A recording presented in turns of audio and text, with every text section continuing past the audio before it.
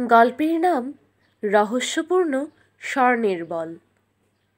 সে অনেক অনেক দিন আগের কথা। এক গ্রামে বাস করত এক ডাকাত। তার অবস্থা মোটামুটি ভালোভাবেই চলে যেত, কিন্তু সেই ডাকাতের নেশা ছিল রাত্রি যত গভীর হবে তার হাত পা কেমন যেন নিষ্পিস করত। মানুষের সোনা গহনা অলংকার টাকা পয়সা ডাকাতি করে নিয়ে আসবে এবং সেগুলো দিয়ে সে বসে বসে খাবে, কোনো কাজকর্ম করবে না। শুধু পরের জিনিস কিভাবে চুরি ডাকাতি করতে হয় এগুলোই ছিল সেই লোকটার নেশা। এই নেশা সারাক্ষণ তার মাথায় ঘুরপাক খেতে থাকে। সে দিনের বেলা সারা দিন ঘুমায়, আর রাত হলে সারা গ্রাম জুড়ে তন্ন বিতন্ন করে খুঁজে বেড়ায় কার বাড়ি কি হচ্ছে, সেগুলো কিভাবে ডাকাতি করে অর্থ জোগাড় করা যায়। ওই লোকটার ছিল এক ছেলে ও 3 মেয়ে। ছেলেটা বড় এবং মেয়েগুলো ছোট। ছেলে মেয়েরা স্কুলে পড়ালেখা করে এবং এভাবেই তারা বড় হতে থাকে। কিন্তু ছেলেটা যখন একটু বড় হয় তখন স্কুলের তার বন্ধুরা তাকে ডাকাতের ছেলে বলে খ্যাপায়। ছেলেটা অত কিছুই বোঝে না, তারপরেও মন খারাপ করে বাড়িতে ফিরে আসে। আস্তে আস্তে আরেকটু বড় যখন হয় এবং বোঝার চেষ্টা করে বিষয়টা কি, কেনই বা লোকজন ওই সব কথা বলে তার বাবার সম্পর্কে, এই বিষয়টা একটু ভাবায় ছেলেটাকে। ছেলেটা তার মাকে এসে বলে, সবাই বাবার সম্পর্কে বাজে কথা বলে। তোর বাবা লোকের টাকা পয়সা ডাকাতি করে তোদের সংসার চালায়, তোর বাবা তো চোর। মা তখন সত্যিটা না বলে বলে, তোমার বাবা শহরে চাকরি করে এবং টাকা পয়সা নিয়ে আসে। এ কথা ঠিক না, তুমি মন দিয়ে লেখাপড়া করো, ওই সব কথা চিন্তা করার কোনো দরকার নেই। তবুও মনের মধ্যে খচখচ করে, কিভাবে সবটা জানবে? বাবা আসলে বাবাকে জিজ্ঞাসা করব। বাবা কোথায় চাকরি করে, কি চাকরি করে, সেটা জানার জন্য তার মন আকুপাকু করে। এইভাবে দিনগুলো চলতে থাকে। কিছুদিন যাওয়ার পর দেখা গেল বাবা বাসায় এলো। সে তো মহা খুশি। বাবা কি চাকরি করে এবার সে তার বাবার কাছ থেকে জানতে পারবে। রাত্রিবেলা বাবা যখন ছেলে মেয়ে নিয়ে একসাথে খেতে বসে তখন ছেলেটা বাবাকে জিজ্ঞাসা করে, বাবা তুমি কি চাকরি করো, কোথায় চাকরি করো? আমাকে কিন্তু তোমার সাথে করে নিয়ে যেতে হবে, আমি তোমার চাকরির জায়গা দেখেই চলে আসব। কিন্তু ছেলে এ কথা বলার সাথে সাথে বাবা কেমন চমকিয়ে ওঠে। ছেলে এ কথা কেন বলছে এই ভেবে বাবা ভয় পেয়ে যায়। তাহলে কি ছেলে সব ঘটনা জেনে গেল? এই ভেবে বাবা চুপ করে থাকে। ছেলেটা বলে, বলো না বাবা, তুমি কোথায় চাকরি করো, সেখানে আমাকে নিয়ে চলো না। বাবা বলে, সে অনেক দূর, তুমি অত দূরে যেতে পারবে না, আর গেলেও একা একা ফিরতে পারবে না। আমার তো অফিসে ছুটি পাই না যে তোমাকে বাসায় পৌঁছে দেব। ছেলে নাছোড়বান্দা, বাবাকে কোনোভাবেই ছাড়বে না। কিন্তু বাবাও ছেলেকে নেবে না। ছেলে যদি সত্যিটা জেনে যায় তাহলে লজ্জায় পড়তে হবে। পরদিন বাবা চাকরির জন্য শহরে চলে যায়। ছেলে মন খারাপ করে ঘুরে বেড়ায়। এবার বাবা আসলে সত্যিই সে বাবার সাথে চলে যাবে এই পরিকল্পনা করতে থাকে। ছেলেটা যত বড় হয় তার কেন জানি রাতে ঘুম আসতে চায় না। সারা রাত হাত পা শরীর নিষ্পিস করে, কিছুই ভালো লাগে না তার। সে পরিকল্পনা করতে থাকে রাতের বেলা সারা রাত ঘোরাঘুরি করবে, খারাপ বন্ধুদের সাথে মিশবে এবং মানুষের বাড়িঘরে চুরি করবে। দু একবার মন সায় দেয় না, কিন্তু বন্ধুদের পাল্লায় পড়ে সে আশেপাশের বাড়িতে চুরি শুরু করে দেয়। এই নিয়ে বন্ধুদের মধ্যে একটু ঝামেলা হলে এক বন্ধু তো বলেই ফেলে, তোর বাবা তো ডাকাত, আর ছেলে কিনা সাধু সাজে। এই কথা বলায় ছেলেটার রাগ হয় এবং বন্ধুকে মারতে গেলে বন্ধু বলে, তোর বাবা কোথায় চাকরি করে দেখবি, আমার সাথে আয়। এই বলে রাতের অন্ধকারে ঘুটঘুটে পরিবেশে এক ঘন জঙ্গলে ছেলেটাকে সাথে করে নিয়ে যায় এবং দেখায় এই বনে তোর বাবা থাকে, নিচে গুহার মধ্যে সারা দিন ঘুমায়, বেলা চুরি ডাকাতি করে বিভিন্ন অচেনা গ্রামে। তুই যদি তোর বাবাকে দেখতে চাস তাহলে সন্ধ্যার পর এই জায়গায় এসে দাঁড়াবি, তাহলেই তোর বাবার সাথে তোর দেখা হবে। পরদিন ছেলেটা তাই করল। সন্ধ্যায় সেই গুহার মুখে এসে দাঁড়িয়ে থাকে। বাবা বলে ডাকে। বাবা তো অবাক হয়ে যায়, কে কে আমাকে ডাকে? ছেলে বলে, বাবা আমি তোমাকে ডাকি, তোমার ছেলে। তুমি তো বললে তুমি চাকরি করো, এই তোমার চাকরি? তুমি তো সারা রাত ভর চুরি ডাকাতি করো আর দিনের বেলা ঘুমাও, আর গ্রামে যে বলো আমি শহরে চাকরি করি। আমি তোমার সব খবর জেনে গেছি। তখন বাবা বলে, জানিস বাবা, আমার কাজকর্ম কিছুই করতে মন চায় না, শুধু চুরি করতে মন চায়। সারা রাত ঘুমাতে পারি না, শরীর মন ছটফট করে চুরি ডাকাতি করার জন্য। ছেলে বলে, জানো বাবা, আমারও মন চায় তোমার মতো হতে। আমিও রাতে ঘুমাতে পারি না, সারা রাত জেগে থাকতে হয়, কিছুই ভালো লাগে না।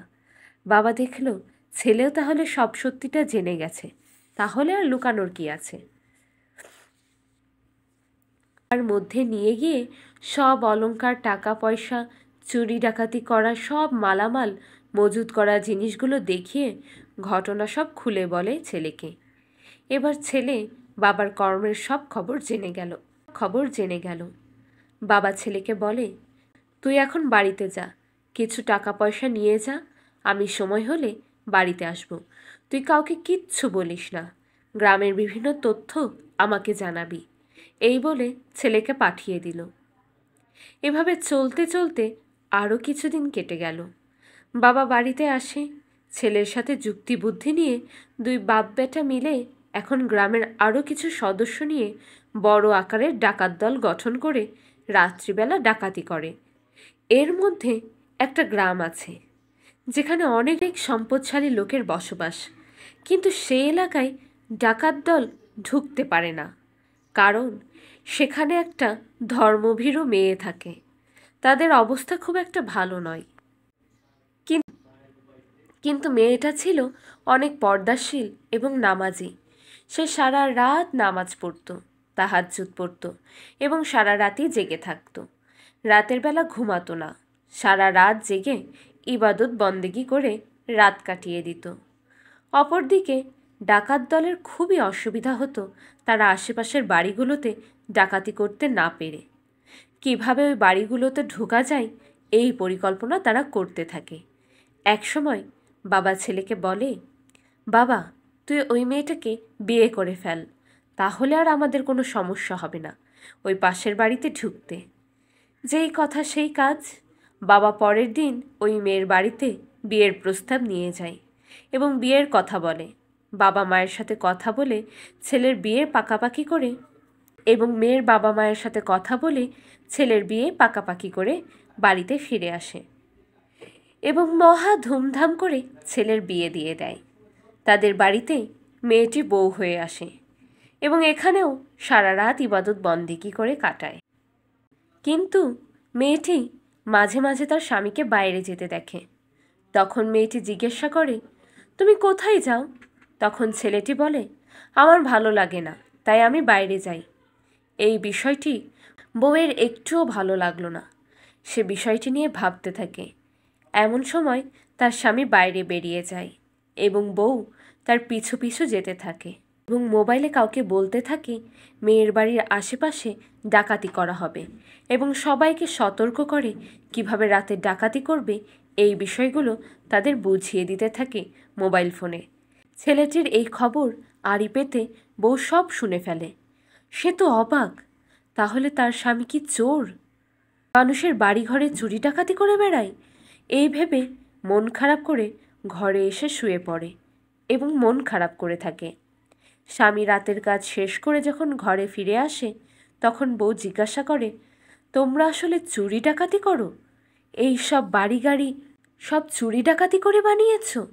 তখন স্বামী বলে, তুমি ঠিকই বলেছ, আমরা আসলে চোর।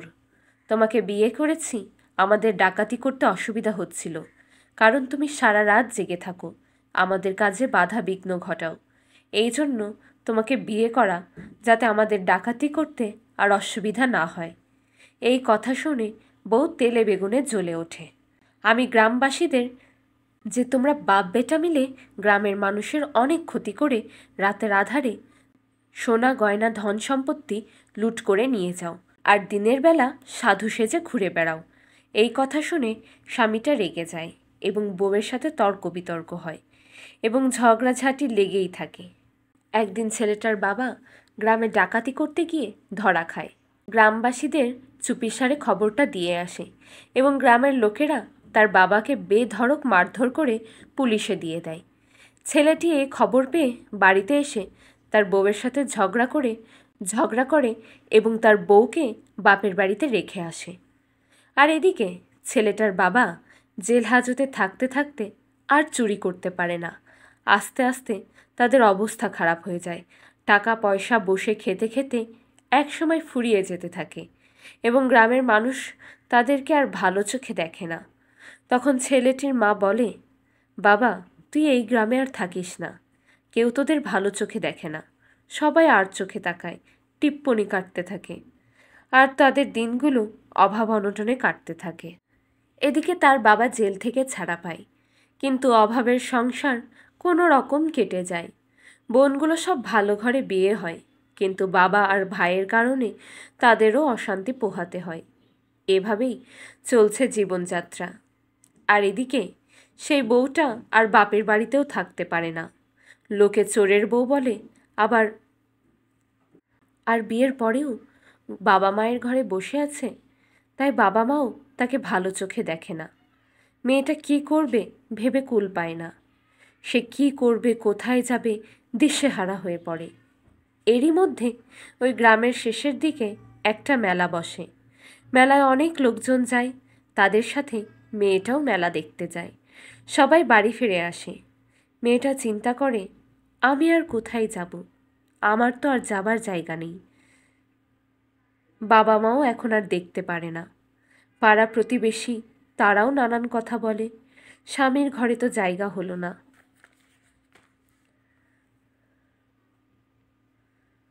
স্বামী কিন্তু বউকে ভালোই বাসত। তারা বলতো, এটা আমাদের পেশা, তুমি মেনে নাও, তাহলে কোনো অশান্তি হবে না। কিন্তু মেয়েটা নিজে মানতেই পারতো না কখনো। এখন তো আর কোথাও যাওয়ার জায়গা হচ্ছে না। এই ভেবে মেলায় মাঠে এক কোনায় বসে চোখের জল ফেলতে থাকে মেয়েটা। এমন সময় এক বৃদ্ধ মহিলা তার দিকে এগিয়ে এসে বলল, ও মা, তুমি কাঁদছো কেন? তুমি বাড়ি ফিরে যাও, সন্ধ্যা হয়ে আসছে, তুমি বাড়ি যাবে না?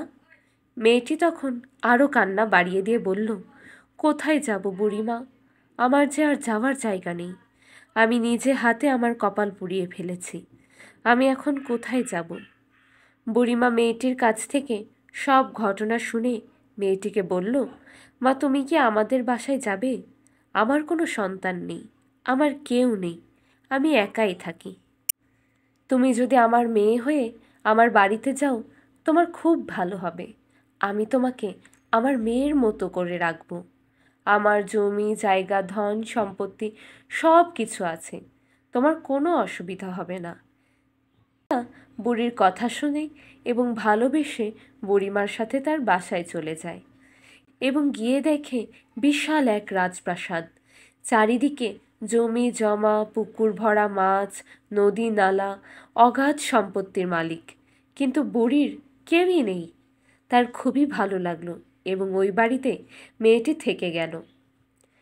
মেয়েটির দিনগুলো খুব সুখে শান্তিতে কাটতে লাগলো। এত টাকা পয়সা ধন সম্পত্তি দেখেই খুবই খুশি হয় সে। বুড়ির সেবা যত্ন করে এবং তার সাথে সুন্দর হাসি খুশিতে দিন কাটাতে থাকে। তার আসল মা বাবার কথা ভুলেই যায়।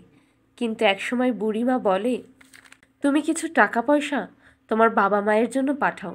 তখন মেয়েটি ভীষণ খুশি হয় এবং তার স্বামীর গল্প করে বুড়িমার কাছে, আমরা তো একাই থাকি, তুমি তোমার স্বামীকে একটা চিঠি পাঠাও এবং বলো আমাদের এখানে আসতে। আমাদের তো কেউ নেই, আমরা একাই থাকি। তুমি যদি খুশি থাকো তাহলে আমিও অনেক খুশি হব, কারণ আমার যা কিছু আছে সব কিছুই তোমার। মেয়েটি তার বুড়িমায়ের কথায় স্বামীকে চিঠি লেখে, সব ঘটনা জানায় এবং খাওয়ার পর ছেলেটি সব কথা তার মাকে বলে শোনায়। তখন শাশুড়ি তার ছেলেকে বলে, বাবা, তুই যা বৌমার কাছে, তুই তো তাকে ভালোবাসিস, সে যা বলে তাই কর, আমরা আমাদের মতো থাকি, তুই তোর জীবনটা গুছিয়ে নে। মা এই কথা বলাই ছেলে মনের জোর পায় এবং সেই ঠিকানা ধরে বউ যে গ্রামে থাকে সেখানে চলে আসে। এসে দেখে বউ যেসব অর্থ সম্পত্তির কথা বলেছিল, বাগান বাড়ির কথা চিঠিতে লিখেছিল, সবই সত্যি। এরপর এখানে এসে নতুন শাশুড়ি মা বউ মিলে তাদের অনেক সুখে শান্তিতে দিনগুলো কাটতে থাকে। আর কোনো অভাব নেই, চুরি ডাকাতি করা লাগে না। সব দিক দিয়ে আল্লাহ যেন মুখ তুলে চেয়েছেন, না চাইতেও সব কিছু মিলিয়ে দিয়েছেন আল্লাহ। তো মাঠ ঘাট অর্থ সম্পদ সব কিছুই এখন ছেলেটা দেখাশোনা করে। সব দায়িত্ব ছেলের হাতে তুলে দিয়ে নিশ্চিন্তে জীবনযাপন করছে। এদিকে ছেলে তার আসল মায়ের টাকা পয়সা প্রয়োজন মতো পাঠিয়ে দেয়, তারা সুখে আছে। আবার মেয়েটি তার আসল বাবা মার কাছে টাকা পয়সা যা লাগে পাঠিয়ে দেয়, তারাও সুখে আছে। ছেলে মেয়ে নিয়ে তাদের দুই পরিবার এখন বেশ সুখে শান্তিতে দিন কাটাতে থাকে। এইভাবে তাদের দিনগুলো ভালোভাবে কাটতে থাকে। কিছুদিন পর মেয়েটি জানতে পারে তাদের সন্তান হবে। ছেলেটি মহা খুশি এবং সবাইকে জানায় নতুন নতুন অতিথি আসার কথা। হঠাৎ একদিন দেখে মেয়েটি তার বাচ্চা নষ্ট করে ফেলেছে। এই কথা শুনে ছেলেটি অনেক কষ্ট পায়। তুমি কী কারণে এই বাচ্চা নষ্ট করলে, কেন করলে? মেয়েটি কিছু বলতে পারে না, কোনো উত্তরও দেয় না, কান্নাকাটি করে এবং তার মাকে বলে, কেন এটা করলো সে? কিছুই বলে না আমাকে। আমার সন্তান সে নষ্ট করেছে, কার কথায়?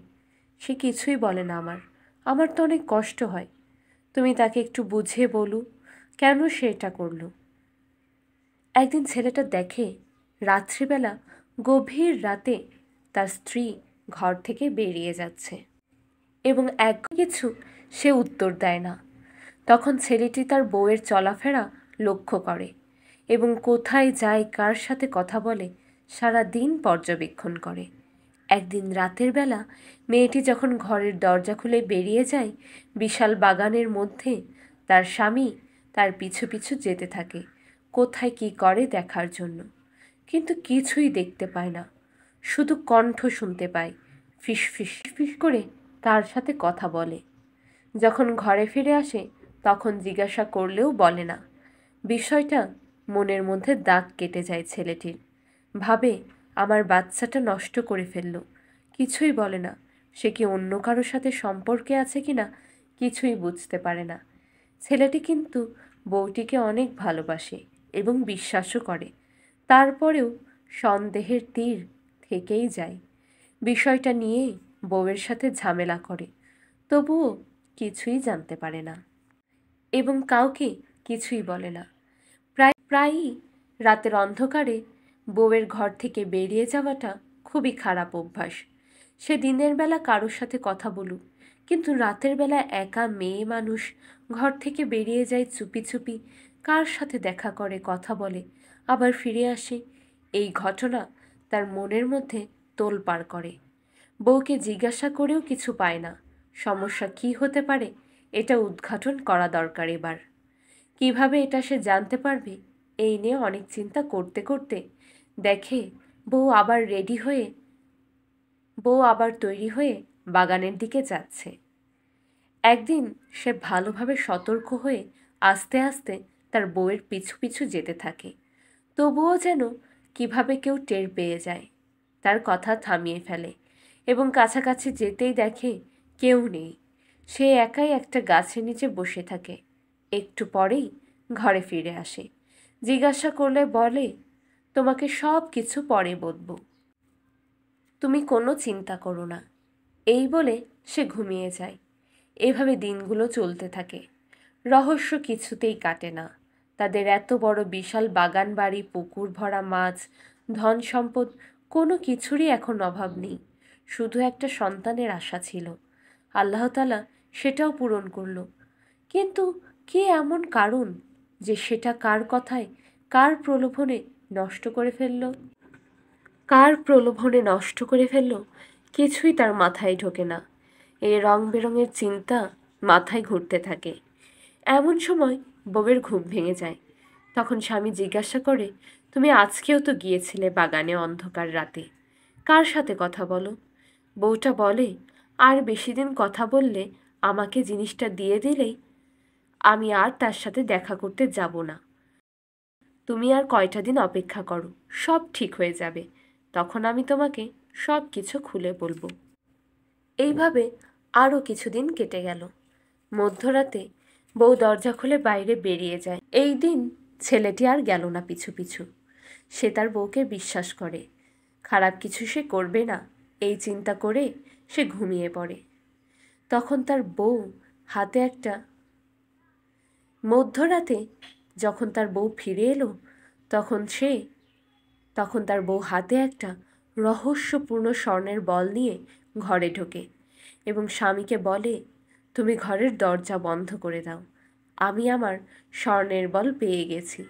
উনি আমাকে তার স্বর্ণের বলটা দিয়ে দিয়েছে এবং বলেছে প্রতিদিন সে ডাকলেই যেন আমি তার সাথে কথা বলি এবং দেখা করি।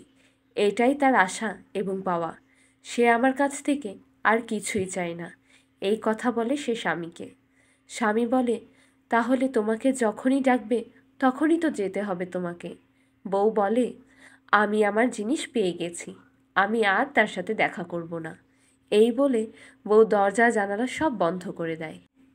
তারপর স্বর্ণের অসাধারণ চমৎকার একটা বল তারা স্বামী স্ত্রী মিলে লাল কাপড় দিয়ে বেঁধে আলমারিতে রেখে দেয় এবং সকালবেলা ঘুম থেকে উঠে সারা দিন কাজকর্ম করে রাতে যখন ঘুমাতে আসে, ঠিক মধ্যরাতে জিনের বাদশা তাকে ডাকতে থাকে, এই একটু আসো, ঘরের বাইরে এই গাছের নিচে আসো, আমার সাথে কথা বলো। কিন্তু মেয়েটি আর যায় না, দরজাও খোলে না। ওর স্বামী বলে, লোকটা মনে হয় বয়স্ক, তোমার সাথে কথা বলতে চাই, তুমি যাও কথা বলো। কিন্তু মেয়েটি আর দেখাও করে না, কথাও বলে না। এবার জিনের বাদশার খুব কষ্ট হয় এবং সে তার স্বর্ণের বল ফেরত চায়। মেয়েটি বলটা আর দেয় না, আর আলমারিও খোলে না। একদিন তার স্বামী সকালবেলা পুকুর পাড়ে যখন হাঁটতে বের হয়, তখন দেখে এক বৃদ্ধ মহিলা তার ছেলেকে মারধর করছে এবং পানিতে ফেলে দিতে চাইছে। এই ঘটনা দেখে স্বামীটার অনেক দয়া হলো এবং কাছে এগিয়ে গেল। বৃদ্ধ মহিলাকে জিজ্ঞাসা করলো, তুমি তোমার বাচ্চাটিকে মারছো কেন, আর ফেলেই বা দিচ্ছ কেন?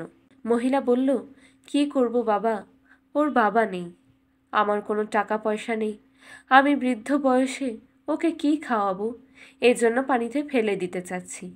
এই কথা শুনে স্বামীটার অনেক মায়া হলো। সে ভাবল, আমাদের তো কোনো সন্তান নেই, আবার আমাদের অর্থ সম্পদও যথেষ্ট আছে, কোনো কিছুরই অভাব নেই, তাহলে বাচ্চাটাকে বাড়িতে নিয়ে যাই, বউ খুব খুশি হবে। এই ভেবে স্বামীটা বাচ্চাটাকে নিয়ে যায় বৃদ্ধ মহিলার কাছ থেকে এবং বলে, ঠিক আছে, বাচ্চাটিকে আমাদেরকে দিয়ে দিন, তাহলে আপনার আর কষ্ট হবে না, ওকে খাওয়াতে আর ভরণ পোষণ করতে। ও আমাদের কাছে খুব ভালো থাকবে, আমাদের সন্তানের মতো থাকবে। বৃদ্ধ মহিলা কথাটি শুনে অনেক খুশি হয় এবং বাচ্চাটাকে দিয়ে দেয় লোকটার হাতে। বাচ্চা নিয়ে লোকটা ঘরে ফিরে আসে এবং বউকে বলে, বাচ্চাটি অনেক সুন্দর না? ওর মা ওকে ফেলে দিচ্ছিল নদীতে, কিন্তু আমি ফেলতে দেইনি, ওকে উঠিয়ে নিয়ে এসেছি আমাদের বাড়িতে। যাই হোক, বউ খুব খুশি হয় বাচ্চাটিকে পেয়ে, কিন্তু বাচ্চাটা ছিল জিনের বাদশা। তার অভিনয় করে তাদের বাড়িতে ঢুকে এবং কিভাবে স্বর্ণের বলটা ফেরত নেবে সেই চেষ্টা করতে থাকে। এদিকে বউটা বাচ্চাকে খুব সুন্দর করে গোসল করায়, সুন্দর সুন্দর খাবার খাওয়ায় এবং রাত্রিবেলা তাদের দুজনের মাঝখানে নিয়ে ঘুম পাড়ায়। এইভাবে তাদের দিনগুলো খুব সুখেই কাটতে থাকে। কেউ তাদের আর ডাকাডাকি করে না, বিরক্ত করে না। স্বামী স্ত্রী দুজনেই ভাবে যে আমাদের সমস্যা মনে হয় মিটে গেছে। জিনের বাদশা মনে হয় তার বলের কথা ভুলে গেছে, আর তো কোনো ঝামেলা করে না, সে হয়তো তার দেশে ফিরে গেছে। এই ভেবে বউটা তার স্বামীকে বলে, আমাদের স্বর্ণের বলটা আলমারি থেকে বাইরে বের করে ঘাটের নিচে লুকিয়ে রাখা উচিত, যাতে আলমারি খুললেও কেউ জানতে না পারে আমাদের কাছে যে এই বলটা আছে। যদি কখনো কেউ আলমারি ভেঙে নিয়ে যায়, এ ভয়ে তারা দুজনে মিলে বুদ্ধি করে রাতের বেলা বলটা লাল কাপড় দিয়ে মুড়িয়ে খাটের নিচে গর্ত করে বলটা ঢুকিয়ে রাখে, যেন কেউ বুঝতে না পারে। তারা দুজনে অনেক সাবধানে কাজটি করে এবং সুন্দরভাবে রেখে দেয় মাটির নিচে। এদিকে এদিকে জিনের বাচ্চা ছেলে হয়ে খাটের উপর শুয়ে শুয়ে সব ঘটনা দেখেছে। তারা দুজন স্বামী স্ত্রী কিছুই টের পাচ্ছে না, কখনো বুঝতেই পারেনি যে এটা সেই কথা বলা জিনের বাদশা। প্রতিদিন ছেলেটিকে সকালবেলা গোসল করিয়ে খাবার খাইয়ে বাবা স্কুলে দিয়ে আসে, আবার নিয়ে আসে, বাসায় খাবার দাবার খাইয়ে ঘুম পাড়িয়ে দেয়। তাদের দৈনন্দিন জীবনে কোনো ঝামেলা নেই। ছেলেটিকে নিয়ে তাদের মহা আনন্দে দিন কাটে, কোনো কিছুরই অভাব নেই, শুধু সুখ আর সুখ। একদিন হঠাৎ বাবাটা বউকে বলে, আজ আমি বাজারে যাচ্ছি, তুমি ছেলেটাকে দেখে রেখো, আমার ফিরতে দেরি হতে পারে। আমি ওকে ঘুম পাড়িয়ে বাইরে থেকে দরজা লাগিয়ে দিয়েছি। তুমি রান্না শেষে ছেলেটাকে ঘরে দেখে আসবে, যেন খাট থেকে পড়ে না যায়। এই বলে বাবা বাইরে যায়। এখন বউটা রান্না বাড়া করে ঘরে যায় ছেলেকে ঘুম থেকে উঠিয়ে খাবার খাওয়াবে বলে, কিন্তু ঘরের দরজা খোলা দেখে। ছেলে কই? ঘরে তো ছেলে নেই। দরজা খুলল কিভাবে? ওর বাবা তো বাইরে থেকে দরজা লাগিয়ে দিয়েছিল, তাহলে বাচ্চাটা বাইরে যাবে কিভাবে? চারিদিকে খোঁজে, ঘরের বাইরে, বারান্দায়, পুকুরের আশেপাশে কোনো জায়গায় ছেলেকে আর পাওয়া গেল না। অনেক কান্নাকাটি করেও ছেলেকে পেল না তারা। ওর বাবা বাড়িতে আসলো, সেও চারিদিকে খোঁজাখুঁজি করলো, তাও কোনো লাভ হলো না। বাচ্চাটিকে আর কোনোভাবেই পাওয়া গেল না। তারা মন খারাপ করে দুজনে শুয়ে পড়ল এবং রাত্রিবেলা মনে পড়ল, দেখি তো তাদের স্বর্ণের বলটা খাটের নিচে আছে কি না। মনে পড়তেই খাটের নিচে খুঁড়ে দেখে তাদের লাল কাপড় দিয়ে মুড়িয়ে রাখা বলটা আর নেই, শুধু লাল কাপড়টা পড়ে আছে। তাদের বুঝতে আর বাকি থাকে না যে ওই ছেলেটি তাদের বলটা নিয়ে গেছে। আসলে জিনের বাদশাই ছোট বাচ্চা ছেলে সেজে তাদের বলটা নিয়ে গেছে। তখন স্বামীটা বলে, পৃথিবীতে কোনো জিনিসই কেউ কাউকে এমনি এমনি দেয় না, এর পিছনে কোনো উদ্দেশ্য থাকে। তুমি তার কথা শোনোনি, তাই সে তার স্বর্ণের বলখানা তোমার কাছ থেকে নিয়ে গেছে। যাই হোক, যার জিনিস সে নিয়ে গেছে, এতে আমাদের কোনো আফসোস নেই। সে তার জিনিস নিয়ে ভালো থাক, আমরা আমাদের মতো থাকি। এভাবেই অনেক দিন চলে যাওয়ার পর স্বামী স্ত্রী এক গ্রামে মেলা দেখতে যায় এবং সেখানে দেখে ঠিক ওদের ছেলের মতো একটা ছেলে করে, এবং এরা দুজনেই বলে, ওই ছেলেটা আমার হাবলুর মতো, ওই তো আমার ছেলে। মেলার মানুষজন বলে, আপনাদের ভুল হচ্ছে, ওটা আপনাদের ছেলে না, ও সার্কাসের দলের ছেলে। এতে বোঝা যায় জিনেরা বিভিন্ন রূপ ধরে মানুষের মাঝে থাকে এবং ঘুরে বেড়ায়, কারো ক্ষতি করে আবার কারো ভালো করে। মানুষের যেমন ভালো মন্দ আছে, জিনদের মধ্যেও তেমন ভালো মন্দ আছে।